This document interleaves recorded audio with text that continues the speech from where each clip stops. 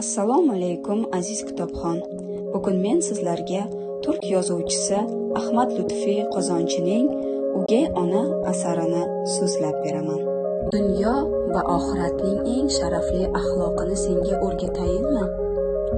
Seni tark etganning holiga rioyat, seni mahrum etganga yaxshilik va ikrom, senga zulm etganga kechirimli muojala.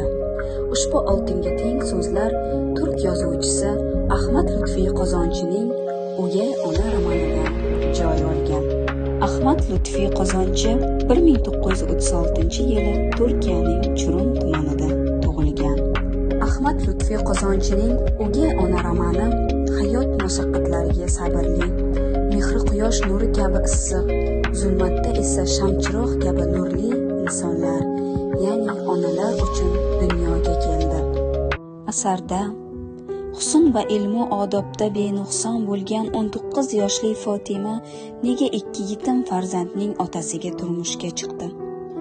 O'zi kichik bo'lsa-da dardu g'ami belni sindiradigan darajada hayot achchiqlarini juda ko'p totgan, ona mehri va ona shafqatini unutgan yetim Ismoil hamda och qolmay o'l, zahar ye, zaqqum yut so'zi og'zidan tushmaydigan o'gay ona Sanihaxonim va Eldorbekdek hayotga yengil qaraydigan kaltabin insonlar hayoti yoritib o'tilgan.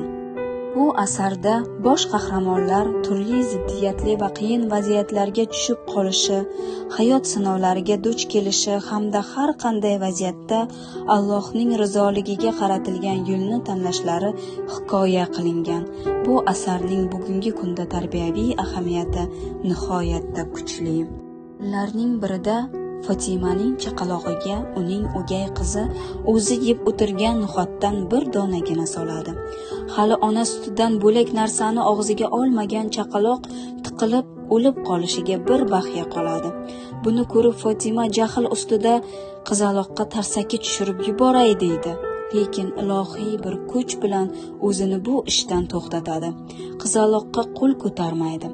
E'tibor bering, bunday vaziyatda hatto chin ona ham o'zini tutib turishi mushkuldir. Dunyoda har kuni yuzlab, minglab bolalar yetim qolishadi. Ularning deyarli barchasi Sanihaxonimdek shafqatsiz onalar qo'lida ulg'ayishadi. Demak, bunday ayollarga umuman diniy bilim, tarbiya yo'q. Faqatgina bir ikkitasigina Fotimadek to'g'ri tarbiya topgan, diniy va dunyoviy bilimlarning barchasi mujassam bo'lgan ayollarga qoladi. Hayotda qancha yillab tirnoqqa bo'lib yurganlar bor. Bilib qo'ying, yetimga qilingan yaxshilik payg'ambarimizga qilingan yaxshilikdir. Xulosa qilib shuni aytish joizki, bu asarni o'qib ketgan vaqtingizga aslo achinmaysiz. Fotima ushbu asarda amallari bilan Odilbekning qolaversa, o'quvchilarning ham haqiqiy ona inson, o'gay ona esa uning soyasi kabi qarashlarni o'zgartira oldi.